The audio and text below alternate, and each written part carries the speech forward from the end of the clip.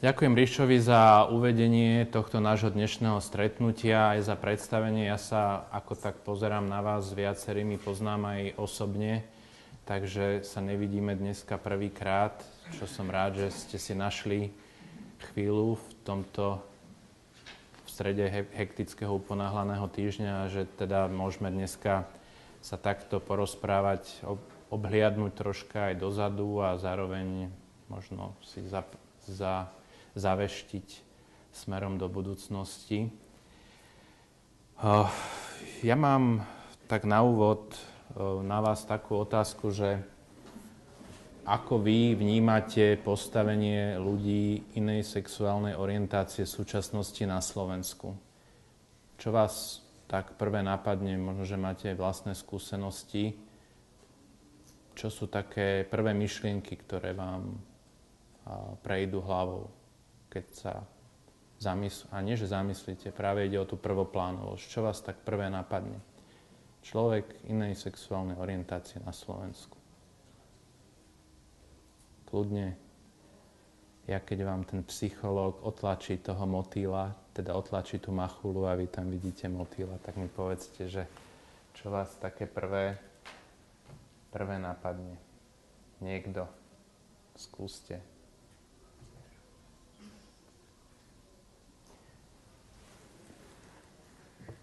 Nahlas. Že čo? Možno ja? No.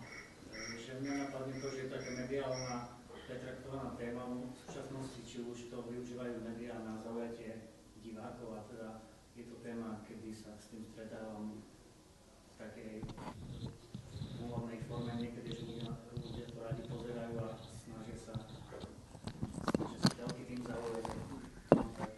Čiže je to také mediálne chytlavé do takého ľahkého bulváru, alebo nejak tak by sme to povedali? Aký máte vy ten prvý pocit, keď sa povie človek inej sexuálnej orientácie na Slovensku? Čo sa vám prvé vybaví, taká skrátka, heslo? Gay.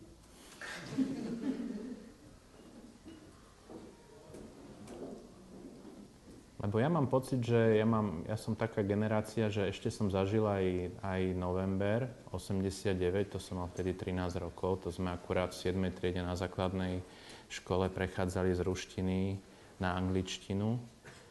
Čiže nie som tá generácia, ktorá socializmus nezažila. Zároveň z toho socializmu si pamätám len tie krásne detské roky, keď sme na Martinských holiach každý víkend lyžovali a rodičia na nás mali kopec času.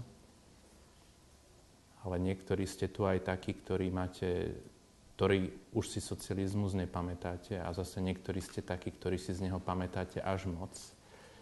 Tak aj v takej tej časovej línii, čo sa vám tak vybaví? Lebo na to nadväzuje moja druhá otázka, že čo sa podľa vás za posledné 3-4 roky na Slovensku zmenilo v tejto veci?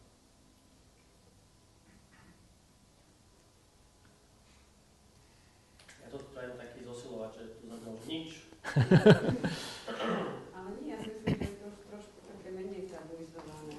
Je môj pocit. Že už to tak ako možno aj tým, že sme prišli my a bolo to v tom predvolebnom v tých sloganoch a všetko, že teda je to tam, tak začalo sa o tom viac rozprávať a tak už bez takého toho. Lebo neviem, či je to tým, že to teraz vnímam trošku intenzívnejšie ako predtým, ale mne sa zdá, že ja som napríklad zaregistroval túto knižku, ktorých som si kúpil minulý rok pár a rozdával som to pod vianočný stromček kdekomu. Od Tamary Tajnovej Je to inak, mami, neviem, či ste sa s ňou stretli a príde mi to taká lastovička v tvorbe našich autorov. Teraz akurát by malo byť voľné pokračovanie, neviem, či niekto viete ten názov. To prejde, áno. Tiež som zaznamenal Horiana s Vránom v Let's Dance. No preto sa pýtam, že čo konkrétne, kde sa reálne tie veci posunuli. tak mne to príde, že sa tak postupne do tej spoločnosti tie hranice posúvajú. Že zaznamenávame v takýchto už aj neumeleckých a nešportových, ale aj v takom bežnejšom živote zaznamenávame určité posuny a interakciu verejnosti s touto témou, ktorá bola dlho schovávaná. A ja osobne mám množstvo priateľov, ktorí dodnes majú problém s tým výjsť, aj keď majú povedzme už 40 rokov, tak stále rodičia netušia, alebo možno tušia, ale nerozpráva sa o tom doma. A v socializme teda neviem si to predstaviť, keď nebol internet a mobily, ako to fungovalo. Ste možno, že niekto vedeli povedať, že ako sa odvtedy posunuli tie časy. A práve tieto médiá dosť pomáhajú aj menšine ľudí s inou sexuálnou orientáciou, aby tie tabu postupne prelamovali a posúvali sa ďalej. No a potom ďalšia vec je, že ľudia začali viacej cestovať. Tak neviem, že či ste niekedy boli pozrieť v zahraničí, alebo vnímate, čo sa deje v zahraničí, že či tam na vás niečo zanechalo dojem. Taký ste zamyslení dneska. Lebo ja mám skúsenosť, že všetci moji kamaráti, ktorí odišli do Prahy, sa s ním nevrátili, že im je tam dobre.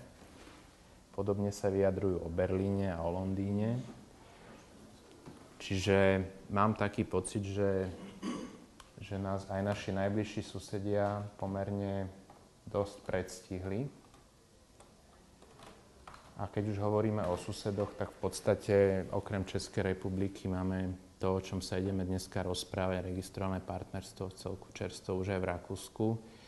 A Česká republika má za sebou viac ako 1000, myslím, že sa oslavovalo 1000 pár, ktorý sa rozhodol uzatvoriť registrované partnerstvo v Čechách.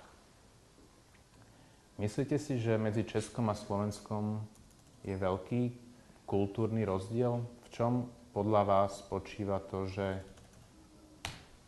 že v Čechách je to tak, ako to je a u nás je to inak?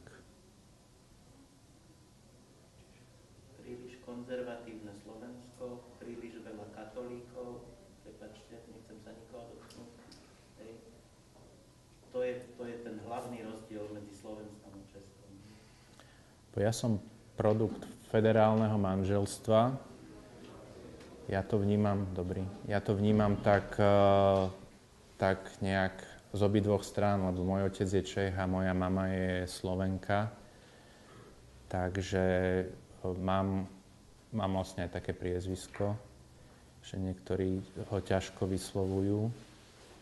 Napríklad Adela Banašová, dosť jej to robilo problém v tej svojej relácii po tom zverejnení.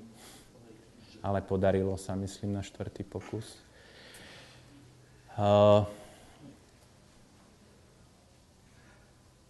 Cítim takú, neviem, patríme vlastne už od čias Rakúsko-Uhorska do tých dvoch rôznych sfér, do tej rakúskej a do tej uhorskej, slovensko-uhorskej.